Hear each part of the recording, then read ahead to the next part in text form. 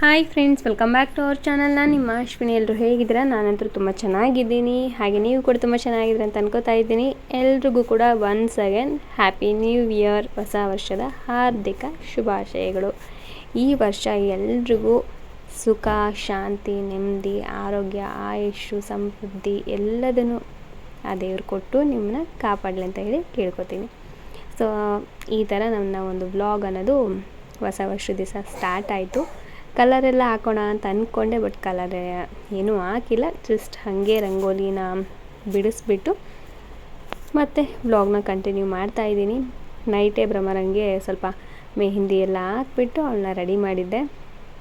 ಈಗ ಅವಳು ಕೂತ್ಕೊಂಡು ಕೈಯೆಲ್ಲ ವಾಶ್ ಮಾಡ್ಕೊಳ್ತಾ ಇದ್ದಾಳೆ. ಅವಳಿಗೆ ಏನಂದರೆ ಇವತ್ತು ನ್ಯೂ ಇಯರ್ ಬೇರೆ ಇದೆ. ಫುಲ್ ಕಲರ್ ಡ್ರೆಸ್ ಹಾಕ್ಕೊಂಡು ಹೋಗಬೇಕು, ರೆಡಿ ಆಗಬೇಕು ನಾನು ಸ್ಕೂಲಿಗೆ.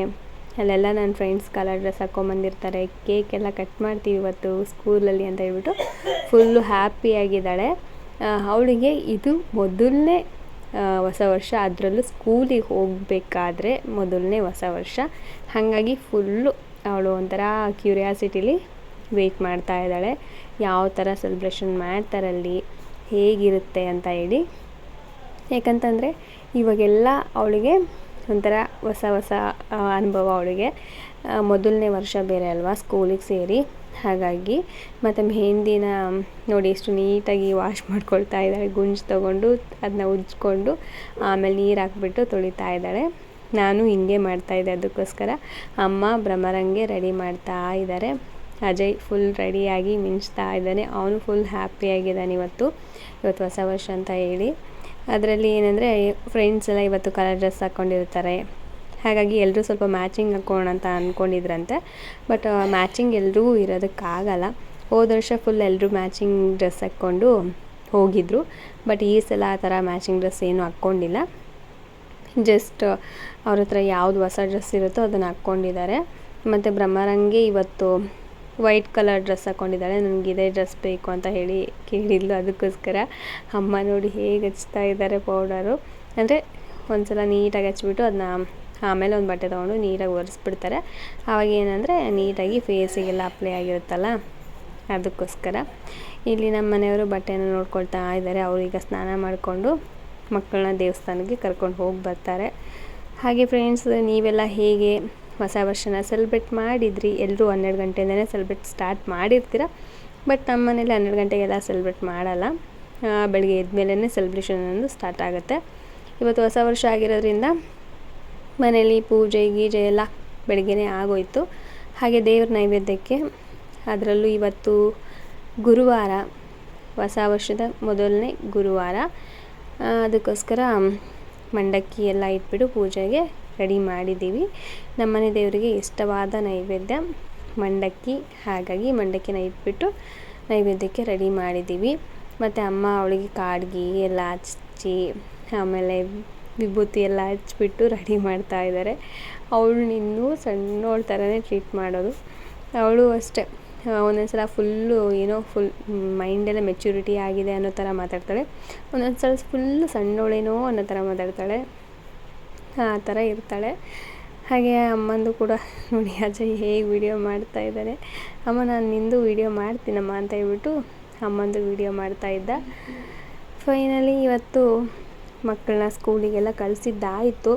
ಅದರಲ್ಲಿ ಇವತ್ತೇನೆಂದರೆ ನಮ್ಮೂರಲ್ಲಿ ಹೊಸ ವರ್ಷದ ದಿವಸನೇ ವೆಂಕಟೇಶ್ವರನ ತೇರು ನಡೆಯುತ್ತೆ.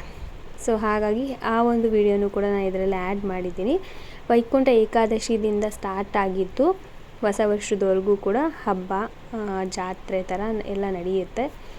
ಅದು ಒಂದು ತುಂಬ ಚೆನ್ನಾಗಿರುತ್ತೆ ನೋಡೋದಕ್ಕೆ, ಕಣ್ಣು ಸಾಲದಂತ ಹೇಳ್ಬೋದು. ವೈಕುಂಠ ಏಕಾದಶಿದ್ದು ಎಲ್ಲ 2 ದೇವಸ್ಥಾನ ಇದೆ.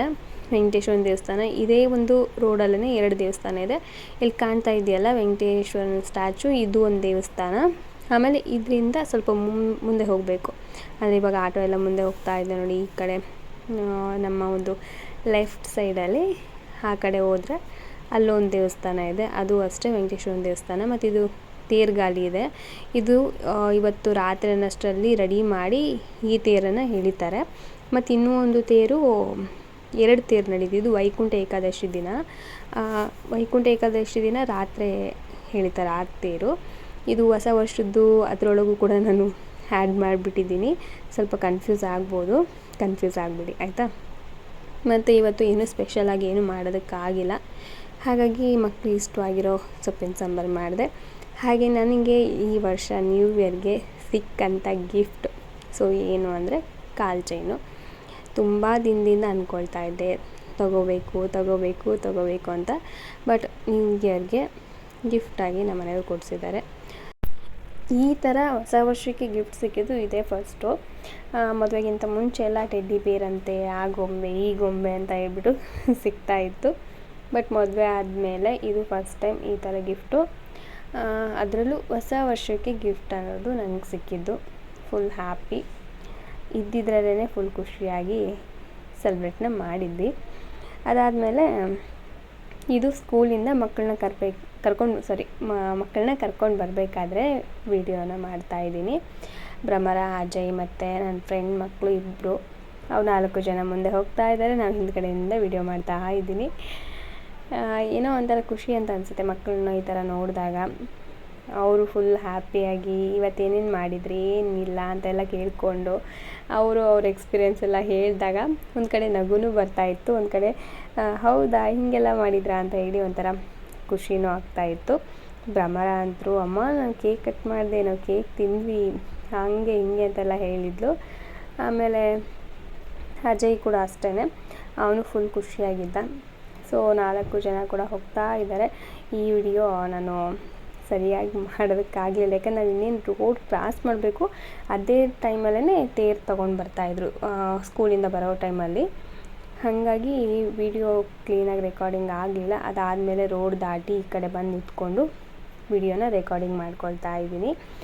ವೆಂಕಟೇಶ್ವರನ ತೇರು, ಆಮೇಲೆ ಅದ್ರ ಹಿಂದ್ಗಡೆನೇ ಬಾತಿ ಆಂಜನೇಯ ಮತ್ತು ಪಲ್ಲಕ್ಕಿಲಿ ಒಂದು 4-5 ದೇವರೆಲ್ಲ ತೊಗೊಂಡು ಲಾಸ್ಟ್ ಡೆಡ್ ಹೆಂಡು ನಮ್ಮ ದಾವಣಗೆರೆ ಎಂಟ್ರೆನ್ಸು, ನಮ್ಮ ಮನೆಯಿಂದ ಹೇಳಬೇಕಂದ್ರೆ ದಾವಣಗೆರೆ ಎಂಟ್ರೆನ್ಸ್ ಅದು. ಅಲ್ಲಿಗೆ ಹೋಗ್ಬಿಟ್ಟು ಊರೊಳಗಡೆ ಒಂದು ದೇವಸ್ಥಾನ ಇದೆ, ಅಜ್ಜಮ್ಮನ ದೇವಸ್ಥಾನ ಅಂತ, ಅಲ್ಲಿವರೆಗೂ ತೊಗೊಂಡು ಹೋಗಿ ತೇರನ್ನು ಅಲ್ಲಿ ಪೂಜೆ ಮಾಡಿಸ್ಕೊಂಡು ವಾಪಸ್ ಮತ್ತೆ ದೇವಸ್ಥಾನದ ಹತ್ರ ತೊಗೊಂಡೋಗಿ ವೆಂಕಟೇಶ್ವರ ದೇವಸ್ಥಾನದ ಹತ್ರ ಅಲ್ಲಿ ತೇರನ್ನು ನಿಲ್ಲಿಸ್ತಾರೆ. ಸೊ ಇದು ಈ ವರ್ಷ ಬಂದ್ಬಿಟ್ಟು 4ನೇ ವರ್ಷ ಇದು ಈ ಥರ ತೇರು ಮಾಡ್ತಾ ಇರೋದು.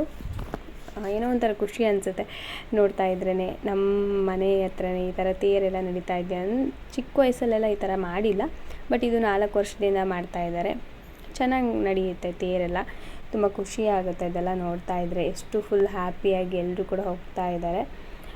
ನಮಗಂತೂ ಇದನ್ನ ನೋಡ್ತಾನೆ ಇರಬೇಕಂತ ಅನಿಸುತ್ತೆ, ಯಾಕಂದ್ರೆ ಒಂಥರ ಫುಲ್ ಹಬ್ಬದ ವಾತಾವರಣ ಅಲ್ಲ. ಹಾಗಾಗಿ ಮಕ್ಕಳು ಕೂಡ ಇದನ್ನು ತೇರು ನೋಡಿಕೊಂಡೇ ಮನೆಗೆ ಹೋಗೋಣಮ್ಮ ಅಂತ ಹೇಳಿದರು. ಸರಿ ಅಂತ ಹೇಳ್ಬಿಟ್ಟು ಮನೆ ಮುಂದ್ಗಡೆನೇ ಅಲ್ಲ, ಸೊ ಹಾಗಾಗಿ ನಿಂತ್ಕೊಂಡು ನೋಡ್ತಾ ಇದ್ದೀವಿ. ಅಂದರೆ ತುಂಬ ಹೊತ್ತು ನಿಲ್ಲಿಸಲಿಲ್ಲ, ಯಾಕಂದರೆ ಇದು ಮೇನ್ ರೋಡ್ ಆಗಿರೋದ್ರಿಂದ ಬೇಗನೆ ತೇರನ್ನು ಹೇಳ್ಕೊಂಡು ಮುಂದೆ ಹೋದರು. ಹೋದ ಸಲ ಇದಕ್ಕೂ ಗ್ರ್ಯಾಂಡಾಗಿ ಆಯಿತು, ಬಟ್ ಈ ಸಲ ಸ್ವಲ್ಪ ಸಿಂಪಲ್ ಅಂತ ಅನ್ನಿಸ್ತು. ಹೋದ ಸಲ ಎಲ್ಲ ಗೊಂಬೆ ವೇಷ ಹಾಕ್ಕೊಂಡು ಡ್ಯಾನ್ಸ್ ಎಲ್ಲ ಮಾಡ್ಕೊಂಡು ಆ ಥರ ಎಲ್ಲ ಮಾಡಿದರು. ಬಟ್ ಈ ಸಲ ಅದೆಲ್ಲ ಏನೂ ಇರಲಿಲ್ಲ, ಸಿಂಪಲ್ಲಾಗಿ ತೇರನ್ನೆಲ್ಲ ಹಿಡ್ಕೊಂಡು ಹೋಗ್ತಾ ಇದ್ದಾರೆ. ಏನು ಸಿಂಪಲ್ಲಾಗಿ ಮಾಡಿದ್ರು ಅವ್ರ ಭಕ್ತಿ ಭಾವದಿಂದ ಮಾಡಿರ್ತಾರಲ್ವ, ಸೊ ಅದೇ ಒಂದು ದೊಡ್ಡ ಗ್ರ್ಯಾಂಡ್ ಅಂತ ಹೇಳ್ಬೋದು. ನನಗಂತೂ ತುಂಬ ಖುಷಿ ಆಯಿತು ಇದೆಲ್ಲ ನೋಡಿ. ದೇವ್ರನ್ನ ನಮಸ್ಕಾರ ಮಾಡಿಕೊಂಡು ಎಲ್ಲರನ್ನು ಕಾಪಾಡು, ನಮ್ಮನ್ನು ಕಾಪಾಡು ಅಂತ ಹೇಳಿ ನಮಸ್ಕಾರ ಮಾಡಿಕೊಂಡು ತೇರು ಇನ್ನೂ ಸ್ವಲ್ಪ ಮುಂದೆ ಹೋಗೋವರೆಗೂ ನಿಂತ್ಕೊಂಡು ಆಮೇಲೆ ನಾವು ಮನೆ ಕಡೆ ಮತ್ತೆ ಸ್ಟಾರ್ಟ್ ಆದ್ವಿ ನಮ್ಮ ಜರ್ನಿನ. ಮನೆ ಕಡೆ ಬಂದ್ವಿ.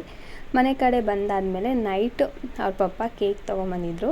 ಆದರೆ ತುಂಬ ಗ್ರ್ಯಾಂಡಾಗಿ ಏನಂತಂದಲ್ಲ, ಅವರಿಬ್ಬರಿಗೋಸ್ಕರ 2 ಕೇಕ್ ಪೀಸ್ ತೊಗೊಂಬಂದಿದ್ರು. ಅದನ್ನೇ ಅವರು ಫುಲ್ ಹ್ಯಾಪಿಯಾಗಿ ತಿಂತಾಯಿದ್ದಾರೆ. ದೊಡ್ಡ ಕೇಕ್ ತರ್ಬೋದು, ಬಟ್ ಬೇಡ, ಇರೋದ್ರಲ್ಲೇ ಸಿಂಪಲ್ಲಾಗಿ ಖುಷಿಯಾಗಿ ಮಾಡಿದ್ರಾಯ್ತು ಅಂತ ಅಂದ್ಬಿಟ್ಟು ಜಸ್ಟ್ 2 ಪೀಸ್ ತೊಗೊಂಬಂದು ನಾವೆಲ್ಲರೂ ಕೂಡ ತಿಂದ್ವಿ.